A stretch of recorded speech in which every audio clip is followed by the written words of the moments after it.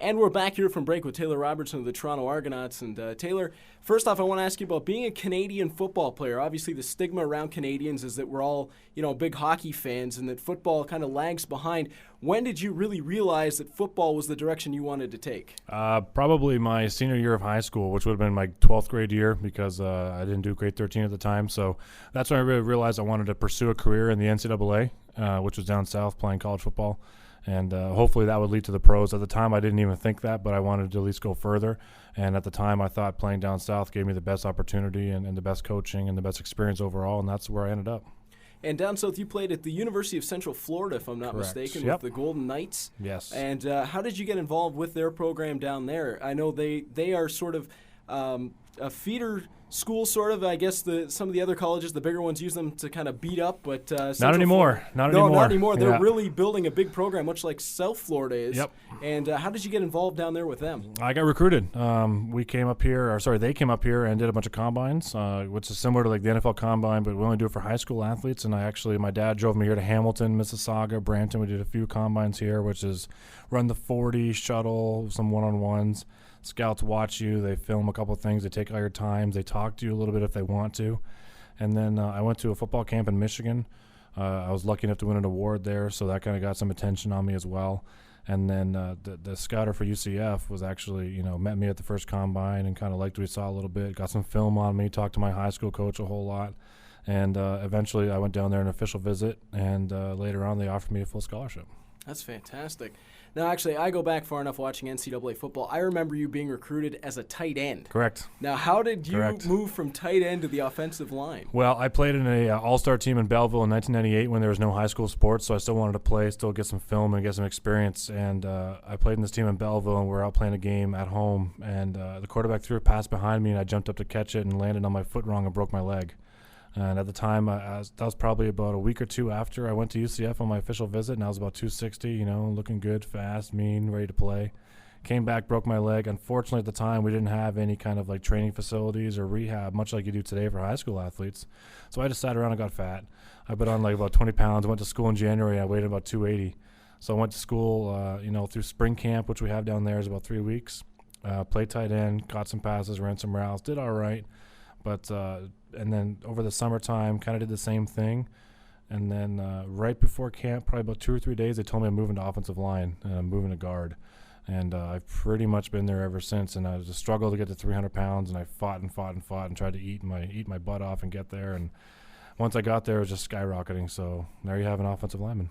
Now, you've had great success as a guard as well. You got drafted to the Canadian Football League by the Calgary Stampeders. Mm-hmm. And what was your time in Calgary like?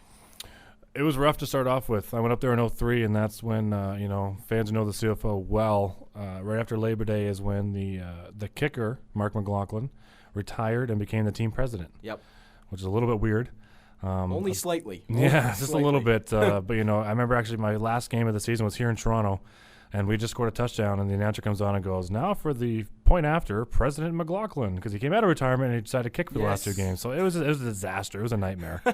And then 2004, we came in. We had a new coaching staff, same owners. The owners was a real issue. It was Federic was one of the owners, and it was brutal. He had his son playing quarterback, or tried to play quarterback. He had no right to play quarterback. If he called the office and they put you on hold, it'd be highlights of his son with his 4 completions he had his whole career. Like, it was just a nightmare. So it was a brutal situation. It was a rough awakening and a rough start to my career. But luckily, 05-06, we had a new ownership group come in, a new head coaching staff, and went to the playoffs, hosted 2 playoff games 2 years in a row. So it really turned out to be pretty good towards the end. You were a standout in Calgary right near the end of your time there, and I remember jumping for joy when the Toronto Argonauts traded for you, being an Argonaut fan myself. Mm-hmm. And I really felt that finally, with Jude St. John aging, we had the anchor to our offensive line again. Could you maybe speak to following in that guard position where Jude St. John was so successful for so long, probably going to be a Hall of Famer, following in those footsteps and hopefully being a Hall of Famer yourself now that you've been most outstanding 3 years in a row? Yeah, I mean, that'd be good. But when I came in here, I was playing with, Jude was left guard, I was right guard, and we had Chad Folk in the middle there, and it was an awesome time to play with Jude. A couple of legends there. Yeah, Jude and Chad were here for, I think, 11 years together. You know, Jude started off here in Hamilton for a couple of years first. Just the experience those guys had was incredible, off the field, on the field, how the organization works, how Toronto works. And, I actually remember watching Jude play when I was in Canada. Him and Mike O'Shea and some of the guys that, I don't want to age those guys, but some of the guys have been around since I was in high school. Yep. So, to be able to be teammates with those guys was pretty special for a couple of years. And I remember going to the retirement deal we had for them over there at downtown Toronto at Jack Astor's and seeing the highlight video of, years and years and years ago, seeing them play. So it was, I was just quite fortunate to play with those guys. Play with some good old guys in Calgary too. Jay McNeil, Jamie Crysdale, Jeff Pilon, all potential Hall of Fame guys as well. So I've been very fortunate to play with a lot of good veterans that have instilled a lot of things in me that hopefully try to make me the player I am a little bit here today. And you've been a fantastic player for the Toronto Argonauts so far. Obviously, you've been a real standout for us. And as you move on down the line, we've had some trouble in Toronto through coaches and different things. I'm sure you don't need to be reminded of that. But now that everything seems to be working well in Toronto, where do you see this team going? It really seems that there's the foundation for a championship team now with the Argonauts. 100%. I mean, there's a lot of doubt going into the season. Anytime you come off of anything touched by Bart Andrus is going to be a disaster. So as long as we can get away from that and onto a good path is what we needed. And we had David Braley come in and buy the team from David Cinnamon, Howard Sokolowski, and they hired Jim Barker as our head coach and Adam Reed is still our GM. He got a great staff in here. He got some football people. Bart brought in people that knew the American game. Jim brought in some people that really knew the Canadian game. It is making a big difference. And he instilled upon us that, we're a team and we are good and kind of lose that losing mentality that we've had over the past couple of years here in Toronto. And it's shown on the field. We jumped out to 5-2, had a little bit of a rough patch here, but you're going to have that all throughout the season. You're a rebuilding team and you're a young team. You're going to lose 2 or 3 games in a row, and that's fine. And that's kind of what we've been telling ourselves the last couple of weeks, and it ended up turning around for us in Winnipeg. And it's something we really needed. And even at halftime, Jim said, we're going to find out what kind of people you guys are right now. There's other choice words, but that's the clean version of it. And we came out there in the second half. We scored 3 plays in, an 80-yard punt return by Chad Owens. Offense, we drove down, put the ball in the end zone with Jermaine Copeland there. And he said after the game, he's like, you guys do have a pair, good for you. And that's the kind of team we are, and we do have something special here. So there's a shot at the Grey Cup this year, I'm not going to lie. It's not like we're not out of it. We're not trying to just hope for the best. We legitimately think we have a chance at winning this thing, and we're going to see what we can do in the stretch drive here. And one thing I got to ask you is I know that the offensive line has been a little hampered by lack of a running game in Toronto, not just since you've been here, but even before that. It's really been away from the running game. What's it like now having Corey Boyd and Andre Dury in the backfield, along with some Canadian backs like Crawford and Johnson? Boyd's a special player. I think you can see in the beginning of the year he was just running guys over, running around them, whatever it was. We gave him some holes, and he hit them pretty hard, and he knew what he was doing. He missed training camp with some injuries, came out in the preseason. The second preseason game in Montreal was his first action. I think he had 180 yards rushing, which is pretty good against the defending Grey Cup champions. So to be able to play for a guy like that and block for him makes our job easy. And you can tell our depth of our team. You kind of get the young sung hero and Jeff Johnson, who's been here for 10 years, and no one really knows who he is. He just goes out there and makes plays. And he had the ball many times this game and got us some tough yards when we needed them. Brian Crawford had some great carries for us as well, had the fake punt.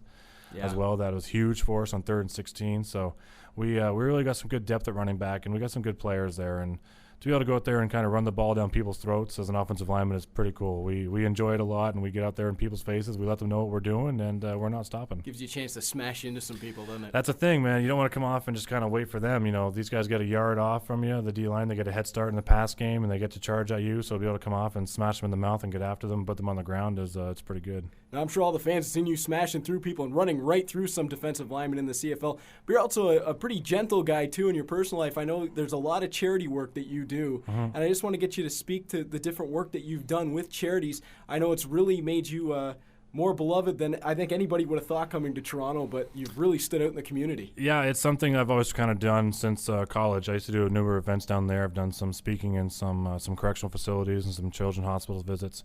When I was in Calgary, I wanted to establish something has more of a personal touch, and people who know me know that my mom passed away of cancer when I was 7 years old. I got involved with the Canadian Cancer Society when I was in Calgary, did a number of events for them. Relay for Life was the main one. Was somewhat of their spokesperson for a lot of things, got a lot of attention, partnered up with the Stampeders, had sections in the stands, did a lot of good things out there. When I got traded, unfortunately, that was a partnership that stayed in Alberta with the Alberta Northwest Territories Division, and unfortunately I came here to Ontario, so I just wanted to kind of get my feet wet here, kind of saw what was going on in Ontario and Toronto and connecting back home with the family and everything, and then I decided, you know what, I want to do my own initiative. I want to help out a main campaign, but I want to have my own initiatives, be able to go out there in community, do my own events, kind of reach people my way. Create a Life on the Line, which is in support of the Canadian Breast Cancer Foundation, which is something I've wanted to do for years. Breast cancer is what my mom actually passed away for, so that's pretty much as close to my heart as I can get. And it's a program we're just going to raise awareness, and we're going to raise funds for the Breast Cancer Foundation and kind of reach that male demographic, something that they've kind of been lacking. So we're going to try to step up here and use the football side of it, use the professional athlete side of it, and do a lot of really cool events for men to get involved. And we're going to try to get some attention here and hopefully raise some funds. And you never know, it might come out to save someone's life one day. You just got to keep that hope alive and just try and touch everyone that you can. That's a really wonderful statement, and I can't thank you enough for doing all that charity work. I mean, it really touches me as well. I've had a lot of family members go through different diseases, and it can be very tough. I know my grandmother, we're still not sure whatever happened to her, but just to have professional athletes stepping out and being able to do things like that is really an inspiration, and thank you very much for doing that. I appreciate it, but the community gives us so much as athletes. I've said it before that the fans really do pay our salaries, and they provide us with the life that we're able to have, and the fact that we get to go out there every week and play a game for a living, and instead of doing something else, it's pretty special. So to be able to give back to them and really get involved and try to touch their lives in some way, like they have touched us in some way, is pretty special and something I really enjoy. Well, I tell you what, Taylor, you got a lifelong fan right here. I am a big-time Argo fan, and I've been following you since Central Florida, and I just want to thank you for being here with me, and it's really been a pleasure and an honor. Thank you very much. Thanks, man. I appreciate having me on, and great meeting you and getting to know you, and I appreciate the fan. Thank you.